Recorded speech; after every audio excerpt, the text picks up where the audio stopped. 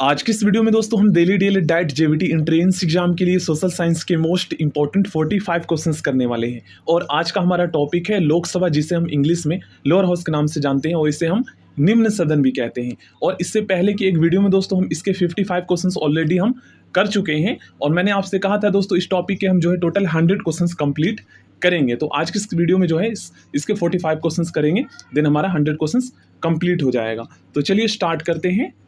और मैं आपको बता देता हूं दोस्तों, अभी तक daily DElEd diet JVT entrance exam का फॉर्म नहीं आया है। आप लोग प्लीज़ 2-3 दिन और वेट कर लीजिए, आ जाएगा जल्दी ही फॉर्म।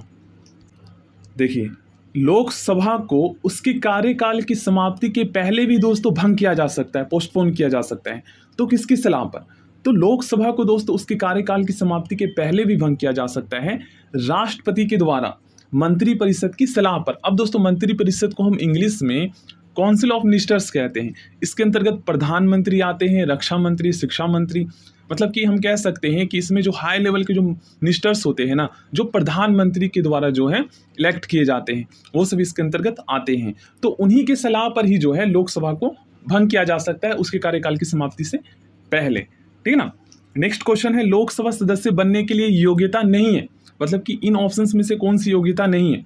तो सबसे पहले हम देखते हैं जो योग्यता दे रखा है। देखिए, लोकसभा के सदस्य बनने के लिए दोस्तों भारत का नागरिक होना चाहिए उस कैंडिडेट को। उसके बाद ऑप्शन सी भी सही है, ये भी नहीं होना चाहिए। देन उसके बाद सरकारी लाभ के पद पर ना हो, ये भी योग्यता है लोकसभा के सदस्य बनने के लिए। लेकिन दोस्तों ऑप्शन बी में जो बताया गया ना, उम्र 30 वर्ष से कम ना हो, ये योग्यता नहीं है, क्योंकि लोकसभा के सदस्य बनने के लिए उम्र जो है ना, वो मिनिमम जो है 25 ईयर रखा गया, और प्रधानमंत्री बनने के लिए भी, ठीक है, जबकि यहाँ पर 30 वर्ष से कम ना हो ये बताया गया है, जो कि गलत है। नेक्स्ट क्वेश्चन है, 10वीं अनुसूची के तहत लोकसभा के किसी सदस्य की अयोग्यता से संबंधित मुद्दे पर निर्णय कौन देता है? तो इसका राइट आंसर होगा लोकसभा अध्यक्ष। क्वेश्चन नंबर 58, निम्नलिखित में से किसे लोकसभा का अभिरक्षक कहा जाता है? दोस्तों लोकसभा का अभिरक्षक लोकसभा अध्यक्ष को कहा जाता है। नेक्स्ट क्वेश्चन है, लोकसभा के अध्यक्ष को कौन चुनता है? तो इसका राइट आंसर होगा लोकसभा के सदस्य। अस्थायी लोकसभा अध्यक्ष को कौन नियुक्त करता है? तो इसका राइट आंसर होगा राष्ट्रपति। नेक्स्ट क्वेश्चन है, लोकसभा की बैठक किस प्रकार समाप्त की जाती है? दोस्तों लोकसभा की जो बैठक है ये इनमें से सभी के द्वारा समाप्त की जाती है। लोकसभा का विघटन दोस्तों कौन कर सकता है? तो लोकसभा का विघटन दोस्तों मंत्रिपरिषद की सलाह पर राष्ट्रपति कर सकता है, ठीक ना। नेक्स्ट क्वेश्चन करते हैं। नेक्स्ट क्वेश्चन में पूछा गया है, आमतौर पर 5 वर्ष की समाप्ति के पहले भी लोकसभा को निम्नलिखित में से किसके द्वारा विघटित किया जा सकता है? तो मैंने आपको बताया ही दोस्तों, प्रधानमंत्री की सिफारिश पर राष्ट्रपति के द्वारा, ठीक ना, क्योंकि प्रधानमंत्री के अंतर्गत ही जो है काउंसिल ऑफ मिनिस्टर्स आते हैं, मंत्रिपरिषद आते हैं, ठीक है। तो बात वही है, लोकसभा की सामान्य अवधि बढ़ाई जा सकती है, ठीक है ना, किसके द्वारा? तो यहाँ पर बताया गया है संसद द्वारा पारित अधिनियम से, ठीक ना। संसद द्वारा एक एक्ट को जो है पास किया जाएगा, देन उसके बाद ही जो है लोकसभा की अवधि को बढ़ाया जा सकता है। आपातकाल के दौरान शायद बढ़ाया गया था। नेक्स्ट क्वेश्चन में पूछा गया है, राज्यसभा और लोकसभा की सामान्य शक्तियां किस क्षेत्र में है? समान शक्तियां किस क्षेत्र में है? तो समान शक्तियां दोस्तों संविधान कॉन्स्टिट्यूशन अमेंडमेंट करने के विषय में दोनों की जो शक्तियां हैं वो इक्वल है। लोकसभा का नेता दोस्तों प्रधानमंत्री होता है। नेक्स्ट क्वेश्चन में पूछा गया है, लोकसभा या विधानसभा, देखिए लोकसभा को तो आप सभी जानते हैं लोअर हाउस कहते हैं, और विधानसभा को इंग्लिश में दोस्तों स्टेट लेजिस्लेटिव असेंबली कहते हैं, कि निर्वाचन में एक कैंडिडेट अपनी जमानत की राशि को खो देगा अगर उसे कुल वैध मतों का, मतलब कि कितने % कह सकते हैं, या फिर कितने जो है उसे प्राप्त ना हो, मत मतलब कि वोट प्राप्त ना हो। तो देखिए सबसे पहले आप लोग समझिए, जब दोस्तों लोकसभा का जो सदस्य होता है, जिसे हम कह सकते हैं सांसद भी कह सकते हैं, मेंबर ऑफ पार्लियामेंट भी कह सकते हैं, ठीक ना, और विधानसभा का जो सदस्य होता है, जब ये कैंडिडेट दोस्तों इलेक्शन में पार्टिसिपेट करते हैं ना, तो उस टाइम उसे एक नॉमिनेशन फाइल भी फिल करना होता है। तो उसके कुछ शर्त होते हैं, मतलब कि तो यही शर्त है कि जब वो दोस्तों 1/6 से कम मत प्राप्त हो, तो वो जमानत की राशि उस टाइम जमा करना होता है नॉमिनेशन फॉर्म फिल करते टाइम, तो वो वह खो देगा, ठीक ना, यही हमें बताना था। अगर वह 1/6 से कम वोट प्राप्त करता है तो कोई वित्तीय बिल प्रस्तावित हो सकता है। कहाँ हो सकता है? क्या केवल राज्यसभा में हो सकता है, या केवल लोकसभा में हो सकता है। तो वित्तीय बिल, यहाँ पर वित्त से संबंधित है, फाइनेंस बिल दोस्तों केवल लोकसभा में प्रस्तावित हो सकता है। देखिए लोकसभा को ज़्यादा शक्तियाँ है मतलब राज्यसभा के मुकाबले। नेक्स्ट क्वेश्चन में पूछा गया है निम्न श्रेणियों में से किसके बिल केवल लोकसभा में ही प्रारंभ किए जा सकते हैं? फाइनेंस बिल, बहुत ही ज़्यादा इंपॉर्टेंट है ये क्वेश्चन। नेक्स्ट क्वेश्चन में पूछा गया है किसी विशेष दिन लोकसभा में अधिकतम कितने तारांकित पर्सन पूछे जा सकते हैं? तो देखिए तारांकित पर्सन को दोस्तों हम अनस्टेयर्ड क्वेश्चन कहते हैं, तो इसका राइट आंसर होगा 20। लोकसभा में नामित सदस्यों की अधिकतम संख्या कितनी होती है? देखिए आप सभी जानते हैं दोस्तों, राष्ट्रपति जो होता है ना, एंग्लो इंडियन समुदाय के 2 सदस्यों को लोकसभा में मनोनीत करता है और राज्यसभा में 12 करता है, ठीक है ना। तो इसका राइट आंसर बी होगा। नेक्स्ट क्वेश्चन है लोकसभा व राज्यसभा की शक्तियां समान कहाँ पर हैं? ठीक है ना, ये बहुत ही ज़्यादा इंपॉर्टेंट क्वेश्चन है। तो इसका राइट आंसर होगा उपयुक्त सभी के संदर्भ में, ठीक है ना, इनको पढ़ लीजिएगा। अविश्वास प्रस्ताव किस सदन में लाया जा सकता है?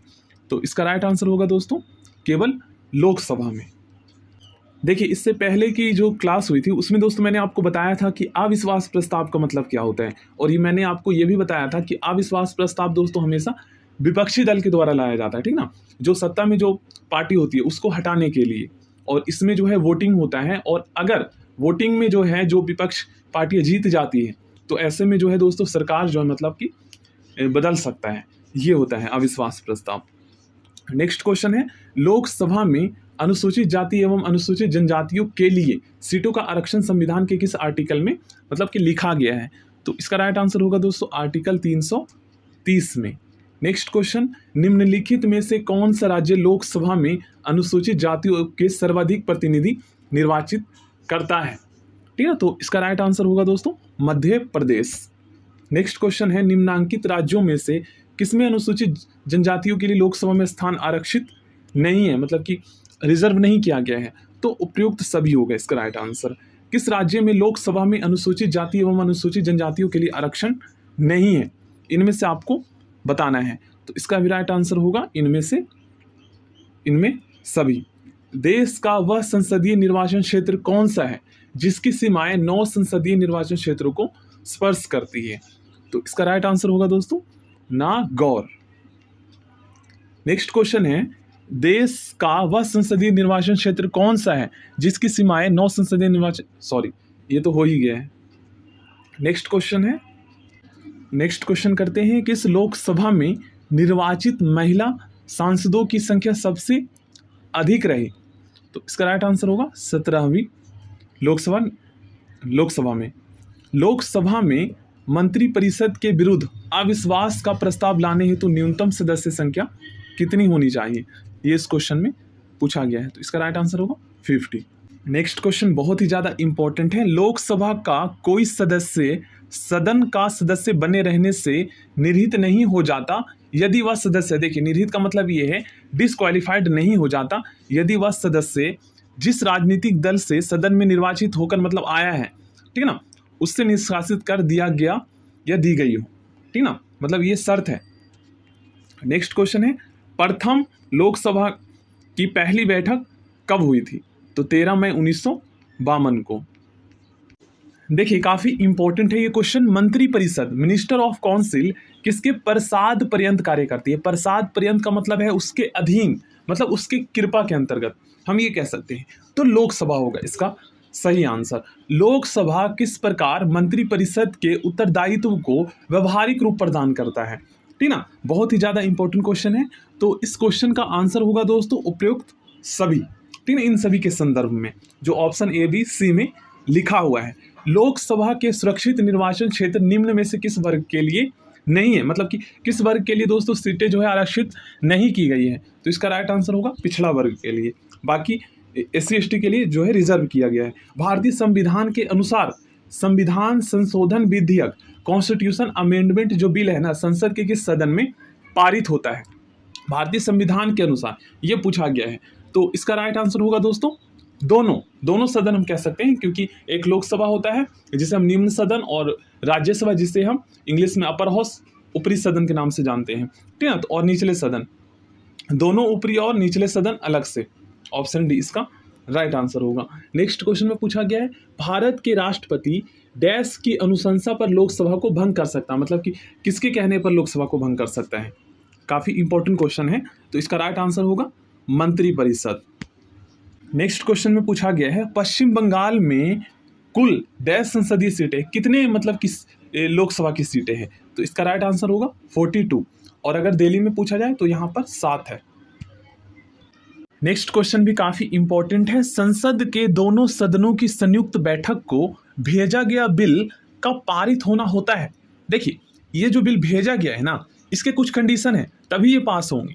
तो कंडीशन क्या है कि उपस्थित सदस्यों के साधारण बहुमत से ही जो है ये बिल पास होगा। भारतीय संसद के परिप्रेक्ष्य में शून्यकाल किसे कहते हैं दोस्तों, शून्यकाल जो है ना ये प्रश्नकाल के पहले का समय होता है। भारत में शून्यकाल कब शुरू की गई, ठीक है, तो ये दोस्तों 1962 में शुरू की गई थी। नेक्स्ट क्वेश्चन है एक दल लोकसभा में विपक्षी दल होने का दावा करता है, इसके पास न्यूनतम कितने सांसद लोकसभा में होने चाहिए। देखिए विपक्षी दल अगर बनना चाहती है कोई पार्टी तो उसके पीछे भी कुछ कंडीशन है, तो कम से कम दोस्तों 55 सीटें होनी चाहिए, ठीक है, लोकसभा की, या फिर हम कह सकते हैं सांसद होनी चाहिए 55।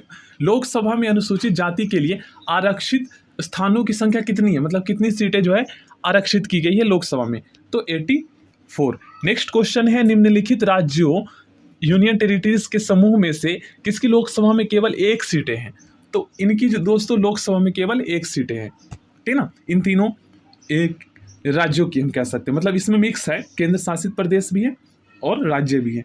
भारतीय संविधान के अनुसार धन संबंधी विधेयक सर्वप्रथम मतलब कहाँ प्रस्तुत किया जाता है, संविधान के अनुसार बोला गया है तो लोकसभा में प्रस्तुत किया जाता है। नेक्स्ट क्वेश्चन में पूछा गया है निम्नलिखित लोकसभाओं में से किसने 5 वर्ष से अधिक की अवधि तक कार्य किया, तो 5वीं लोकसभा। नेक्स्ट क्वेश्चन है प्रथम लोकसभा का गठन कब हुआ था, दोस्तों प्रथम लोकसभा का गठन 1952 में हुआ था, क्योंकि आपको पता ही है 1952 में प्रथम आम चुनाव हुआ था। निम्नलिखित में से पॉपुलर चैम्बर किसे कहा जाता है, तो लोकसभा को दोस्तों हम पॉपुलर चैम्बर कहते हैं। नेक्स्ट क्वेश्चन है निम्नलिखित में से किस पर गतिरोध दूर करने के लिए लोकसभा और राज्यसभा की संयुक्त बैठक हो सकती है। बहुत ही ज्यादा इंपॉर्टेंट क्वेश्चन है, तो इसका राइट आंसर साधारण विधेयक होगा, ठीक है ना, option A ordinary bill. So thank you दोस्तों, आप लोग प्लीज चैनल को सब्सक्राइब कर लीजिएगा एंड डिस्क्रिप्शन बॉक्स को जरूर चेक कर लीजिएगा, वहां पर मैंने इंपॉर्टेंट क्वेश्चंस अटैच कर दिए हैं।